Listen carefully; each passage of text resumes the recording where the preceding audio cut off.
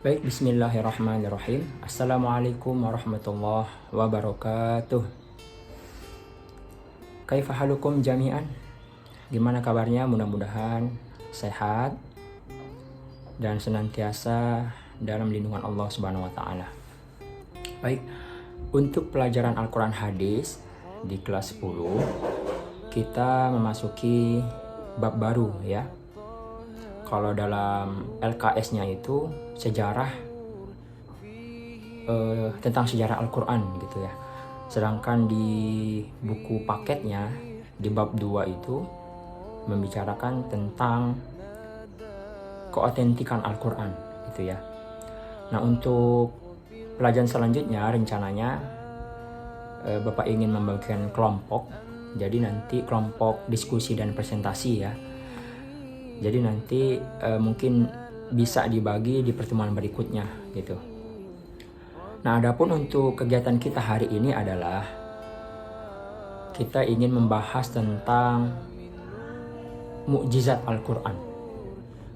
Maaf, bukan mukjizat Al-Qur'an ya, tapi tentang mukjizat terbesar Nabi Muhammad Sallallahu Alaihi Wasallam ya, yaitu Al-Qur'an ya. Oke, nanti di akhir video ini akan Bapak berikan assignment, tugas yang nanti akan dicek di pertemuan berikutnya ya, yang mengenai tentang kemukjizatan Al-Qur'an gitu. Baik, di awal ini Bapak ingin berikan pengantar dulu tentang kemukjizatan Al-Qur'an ya. Baik, bismillahirrahmanirrahim. Alhamdulillah wassalatu wassalamu ala Rasulillah wa ala alihi wa sahbihi wa mawalah. Amma ba'du. Satu-satunya mukjizat yang paling besar yang Allah berikan kepada Nabi Muhammad Sallallahu Alaihi Wasallam adalah Al-Quran.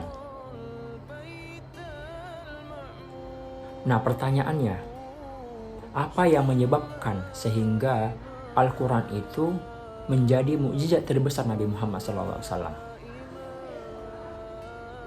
Tentu kalau kita baca buku tentang ulumul Quran atau ilmu-ilmu Al-Quran, kita akan mendapatkan banyak jawaban ya.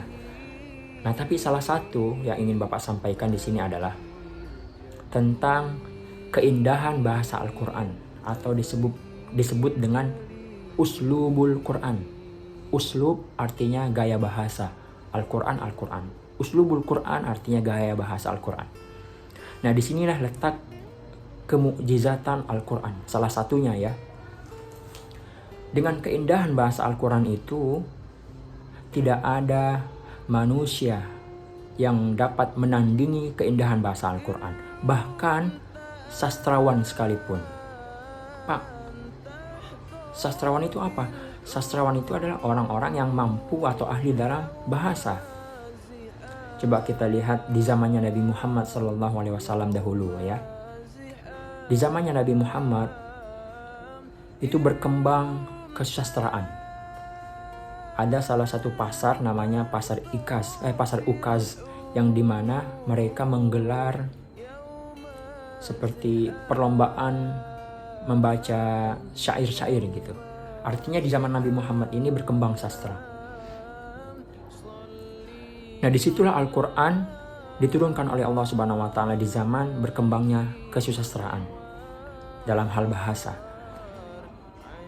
Ketika Al-Quran turun, ada di antara mereka orang-orang kafir Quraisy yang menuduh bahwasannya Al-Quran itu buatan Nabi Muhammad atau hasil karya tulis dari Nabi Muhammad SAW. Tentu ini sesuatu yang gak benar, padahal kita tahu sendiri Nabi Muhammad adalah seorang yang ummi. Ummi artinya yang gak bisa baca, gak bisa tulis. Jadi mustahil Al-Quran itu dibuat oleh Nabi Muhammad SAW. Dan ada juga yang bilang, gak mungkin Muhammad menulis Al-Quran dengan keindahan bahasa seperti ini. Pasti Al-Quran ini bersumber sesuatu yang sangat luar biasa. Nah, sesuatu yang sangat luar biasa inilah yang kita sebut Allah Subhanahu wa taala. Apa contoh keindahan bahasa Al-Quran? Nah, kalau kita baca Al-Quran ada banyak sekali. Bahkan kalau bisa kita katakan seluruh ayat Al-Quran semenjak dari Al-Fatihah sampai An-Nas itu semuanya indah. Nah, tapi ada yang secara nyata bisa kita baca keindahannya. Bapak berikan satu contohnya ya, yang telah kita hafal. Ada dalam Quran juz 30, Quran surah An-Nas. A'udzubillahi minasyaitonirrajim. Bismillahirrahmanirrahim.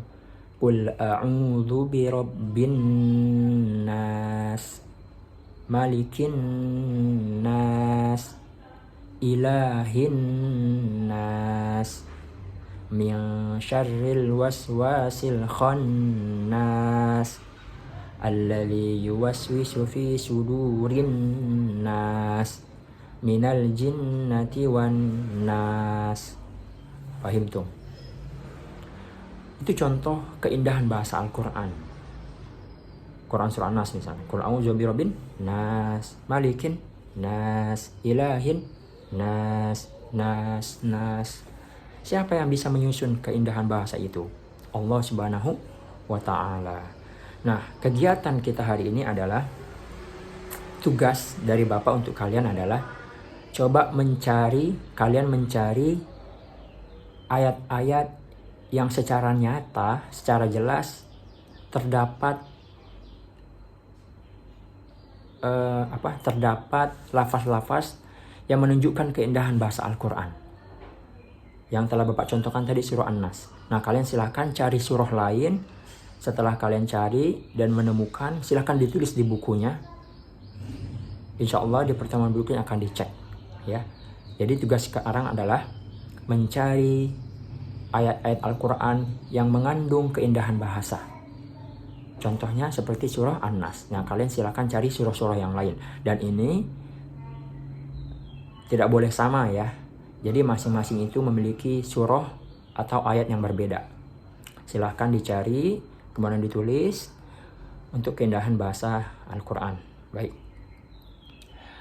Mungkin sekian dulu penjelasan dan penugasan dari Bapak. Silahkan dikerjakan.